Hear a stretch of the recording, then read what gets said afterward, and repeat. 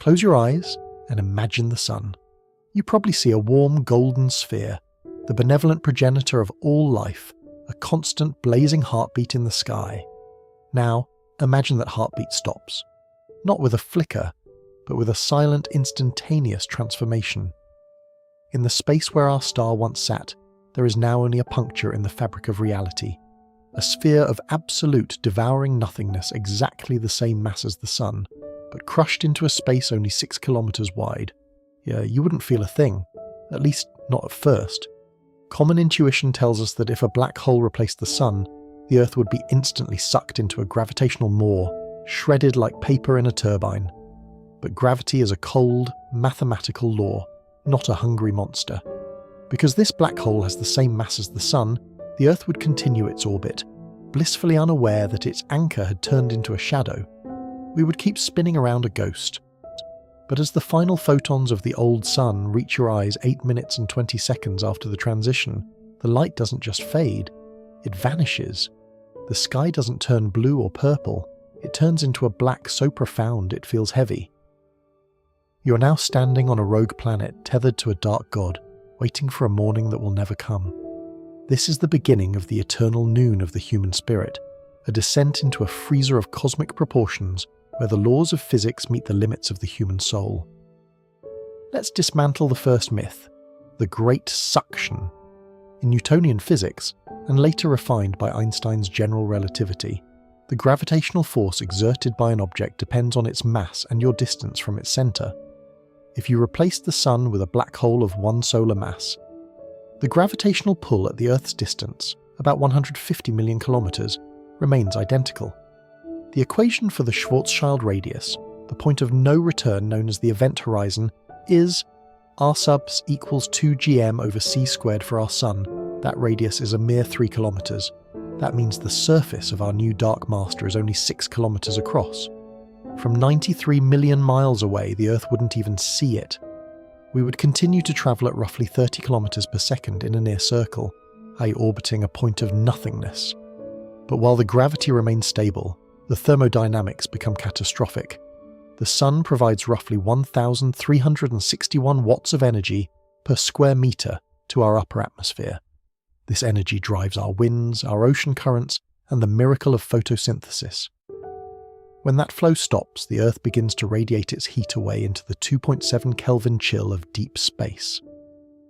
Within 24 hours, the global average surface temperature, currently around 15 degrees Celsius, would drop toward freezing.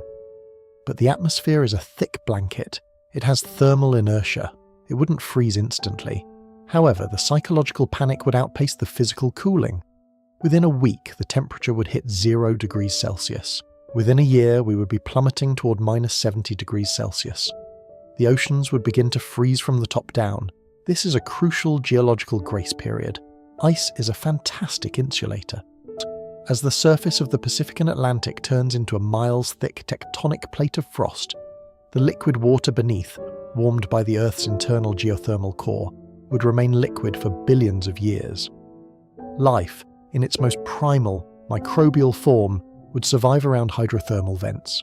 But for us, for the creatures of the light, the clock is ticking. Plants would be the first to go.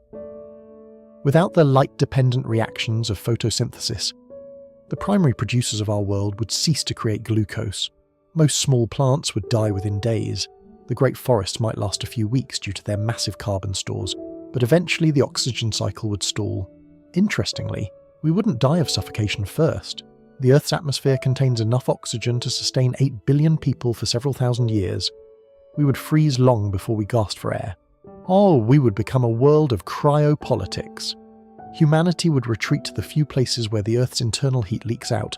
Iceland, Yellowstone, the volcanic ridges of the Andes. We would build pressurized, insulated domes, huddling around geothermal pipes like ants around a spark. The stars above would be terrifyingly bright, no longer washed out by the solar glare. You would see the Milky Way in its full, gory glory, a silver scar across a dead sky, centered by the invisible puncture of the black hole. Now, we must pivot from the cold equations of matter to the colder realities of the mind. Humans are circadian creatures. Our brains are hardwired to the rhythm of the sun. The The suprachiasmatic nucleus, SCN, in your hypothalamus is a master clock calibrated to the blue light of a morning sky. When that light is replaced by the eternal, unblinking dark of a black hole, the human psyche begins to fracture. In a world of total darkness, the concept of time loses its objective anchor. Without the rising and setting of the sun, the present becomes an infinite, shapeless soup. Our ancestors evolved on the savannah, where the transition from day to night dictated survival. Night meant vulnerability, light meant safety. By replacing the sun with a black hole, we have effectively placed the human race in a state of permanent vulnerability. This triggers what psychologists call hypervigilance. Your amygdala, the brain's alarm system, would be in a state of perpetual on. Without the reassurance of a new day, the brain begins to project its internal fears onto the external void. We are biologically designed to fear the dark because, for 99% of our history, things in the dark ate us. But this darkness is different. It's not just the absence of light. It's the presence of an absolute cosmic predator at the centre of our solar system. Consider the overview effect, the cognitive shift astronauts experience when seeing Earth from space. They see a fragile, borderless marble. Now imagine the inverse overview effect. You look up into the sky, and instead of a life-giving star, you see a gravitational lens. Because the black hole warps space-time, it would act as a magnifying glass for the stars behind it, creating an Einstein ring, a circle of distorted starlight around a core of nothingness. Looking at that ring would be a visual confrontation with the absurd.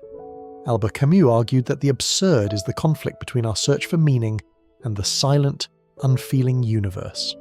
A black hole is the ultimate expression of that silence. It is a place where information goes to die. It is a physical manifestation of the end of history.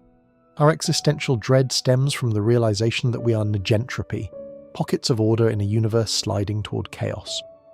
The sun was our battery, the source of the low-entropy energy that allowed us to build cathedrals, write symphonies, and fall in love. Replacing it with a black hole is like removing the battery from a clock. The hands might still twitch for a moment, but the arrow of time has been snapped. We would likely see a global resurgence of nihilistic cultism or digital escapism. If the physical world is a frozen tomb, we would retreat into the only light left, the glow of our screens, powered by the last of our uranium and geothermal heat. We would live in simulated summers, dreaming of a warmth that no longer exists in reality. But there is a deeper horror. Neuroscience suggests that human consciousness is not a mirror of the world, but a prediction. We don't see what is there, we see what we expect to be there. Our brains are constantly simulating the next second. When the sun vanishes, the global expectation of a future is destroyed, yet we become a species of ghost thinkers, mourning a star that was the very foundation of our logic. We would realize that our entire civilization, our wars, our gold, our religions, was merely a byproduct of a specific nuclear fusion reaction 93 million miles away. Without that reaction, the human project is revealed as a brief, fragile flicker in a basement that has suddenly been locked from the outside. The black hole at the center of our neighborhood would be a silent sentinel. It wouldn't grow, it wouldn't roar, it would just be. It is the ultimate memento mori. If we survived in our geothermal bunkers, what would we become? Evolutionary biology suggests that life adapts to its environment. Over thousands of years, if we didn't go extinct, our eyes might enlarge to capture the faint starlight, or perhaps we would lose sight entirely, relying on sonar and touch in our pressurized tunnels. We would become the people of the void, a subterranean civilization that tells myths about a golden age when a great fire stayed in the sky and kept the air from turning into liquid. But perhaps the most haunting realization is that, in the cosmic scale, this doesn't matter. The universe is littered with rogue planets and dead stars. To the Andromeda Galaxy, the transition of our sun into a black hole is an invisible event. The dark forest of the universe remains just as quiet. We are a single candle that went out in a hurricane. Does our meaning come from the light, or does it come from the fact that we can perceive the dark?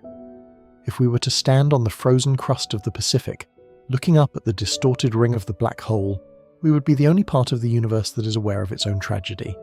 That awareness is a burden, but it is also a strange, cold dignity. We are the witnesses to the void. So, I leave you with this.